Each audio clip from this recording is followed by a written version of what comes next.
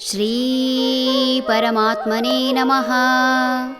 ಶ್ರೀಮದ್ಭಗವದ್ಗೀತಾ ಅಥ ತೃತೀಯೋऽಧ್ಯಾಯಃ. ಕರ್ಮಯೋಗಃ. ಕರ್ಮಣೈವ ಹಿ ಸಂಸಿದ್ಧಿಂ ಆಸ್ಥಿತಾ ಜನಕಾದಯಃ.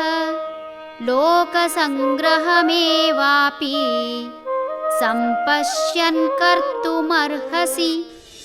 ಜನಕ ಮತ್ತಿತರರು ಕರ್ಮವನ್ನು ಮಾಡುವುದರಿಂದಲೇ ಪರಿಪೂರ್ಣತೆಯನ್ನು ಪಡೆದರು. ಸಮಾಜದ ಏಳಿಗೆಗೋಸ್ಕರವಾದರೂ ನೀನು ಕರ್ಮ ಮಾಡಲೇಬೇಕು.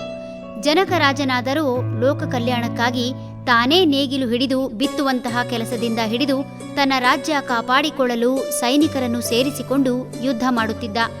ಭಾರತದ ಇತಿಹಾಸದಲ್ಲಿ ಸಾಕಷ್ಟು ರಾಜರುಗಳು ಮೈಮರೆತು ತಮ್ಮ ಸಮಯವನ್ನೆಲ್ಲ ಮೋಜು ಜೂಜು ಮದಿರೆಯಲ್ಲಿ ಕಳೆದು ತಮ್ಮ ರಾಜ್ಯ ಕಳೆದುಕೊಂಡು ಇಡೀ ದೇಶ ಪರಕೀಯರ ಪಾಲಾಗಿದ್ದು ಇತಿಹಾಸದಲ್ಲಿ ಕಂಡದ್ದಾಗಿದೆ.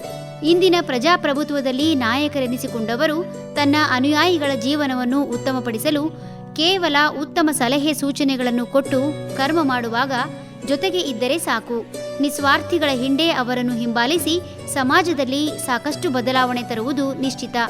ತಾವು ಸರಿಯಾಗಿ ಕರ್ಮ ಮಾಡದೆ, ತಮ್ಮ ಇಲಾಖೆಗಳನ್ನು ಸರಿಯಾಗಿ ಕೆಲಸ ಮಾಡಿಸದೆ, ನಿರ್ವಹಣೆ ಮಾಡದೆ ತನ್ನ ಆದಾಯದ ಬಗ್ಗೆ ಮಾತ್ರ ಚಿಂತಿಸುವ ವ್ಯಕ್ತಿಗಳು ಹೆಚ್ಚಿದಂತೆಲ್ಲ ಸಮಾಜ ಅಧಃಪತನಕ್ಕೆ ಇಳಿಯುವುದು ನಿಶ್ಚಿತ.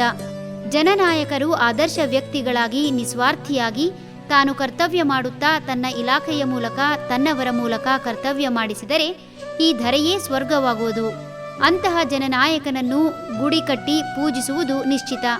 ಮಾಡುವ ಕರ್ತವ್ಯ ಮಾಡಿದರೆ ಬರಬೇಕಾದ್ದು ತಾನಾಗಿಯೇ ಬರುವುದಲ್ಲದೆ ನಿಯತ್ತಿನಿಂದ ದುಡಿದ ಹಣವಾದ್ದರಿಂದ ಯಾರ ಭಯವೂ ಬಾರದಲ್ಲದೆ ನಿಜವಾದ ಕಷ್ಟ ಎಂದಾಗ ಜನ ದಿನವಿಡೀ ಸೇವೆಗೆ ನಿಲ್ಲುವುದು ನಿಶ್ಚಿತ.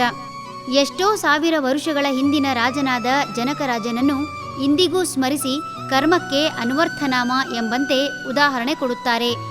ಕೇವಲ ಕರ್ಮದಿಂದಲೇ ಪ್ರತಿಯೊಬ್ಬರೂ ಈ ಪ್ರಪಂಚದಲ್ಲಿ ಅಜರಾಮರವಾಗಿ ಉಳಿಯುವುದು. ಸೇವೆ ಎಂಬ ಯಜ್ಞದಿಂದ ಅರ್ಥಾತ್ ಕರ್ಮದಿಂದಲೇ ಮಾನವ ಮಾಧವನಾಗಬಲ್ಲ. ಹರಿ ಓಂ.